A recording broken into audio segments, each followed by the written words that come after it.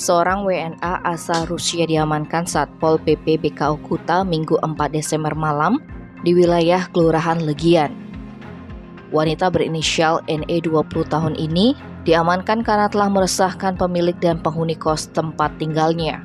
Warga sekitar menduga WNA tersebut mengidap gangguan jiwa sehingga petugas langsung membawanya ke RSUP Prop Ngurah untuk mendapatkan penanganan.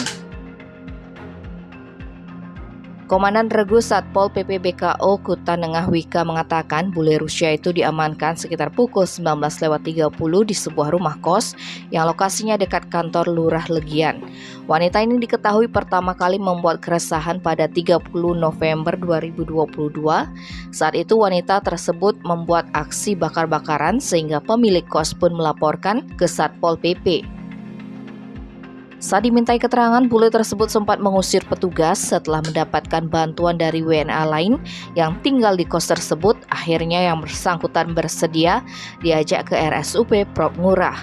Wakil Ketua 2 LPM Legian, Ketut Sentanu mengatakan WNA itu memang sering ribut-ribut tidak jelas, diduga mengalami gangguan jiwa. Tim Bali Express melaporkan.